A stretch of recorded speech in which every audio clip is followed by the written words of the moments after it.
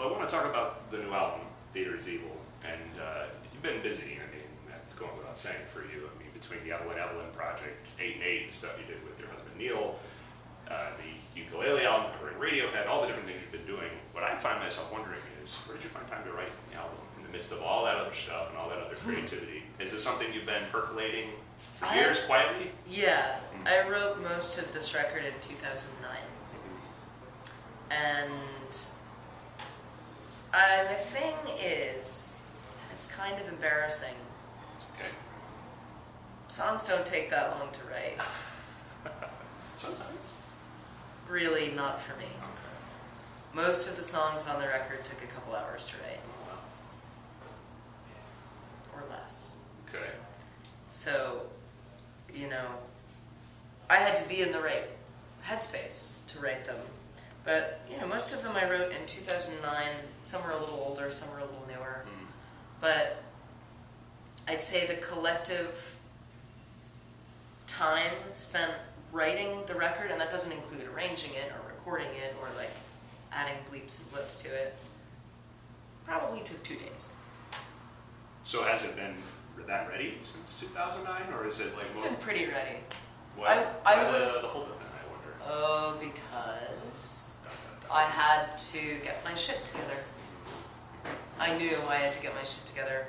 I had a nightmare getting the right team together. Right. It took me forever to find the right personnel. I finally did. Okay.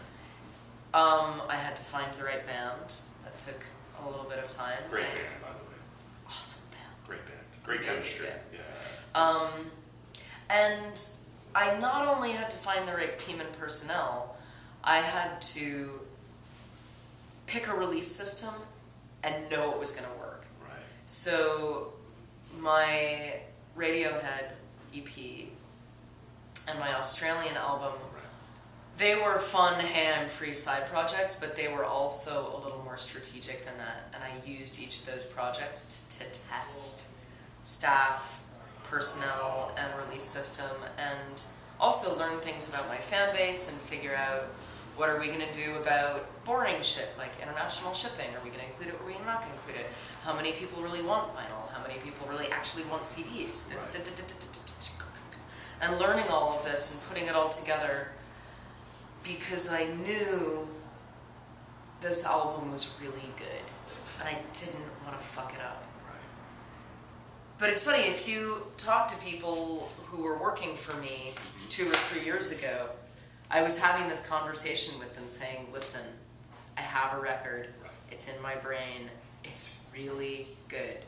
It's not going to come out for a while, we're going to be broke, but trust me, it's going to be worth it. It's going to be worth it. It's going to be worth it in the long haul. Yeah, and it was, it is. I got to tell you, I mean, I don't want to make any assumptions because it's the kind of thing I would never know until I talked to you. It felt like that. When the Kickstarter hit, I was like, son of a bitch, this is what she's been building to for like 4 years. I was like, I think I turned to my girlfriend and I said exactly that. Yeah, it's true. Well, and it's also, that enthusiasm is also partly what drove the Kickstarter. It was like waves and waves of Amanda Palmer fans going like, high five, girl, you've fucking been waiting for this one for a long time. Like, your payday is finally here, all your hard work, all your, your years and years and years and years of touring and couch surfing and dealing with your fucked up label, like, congratulations, you deserve this one.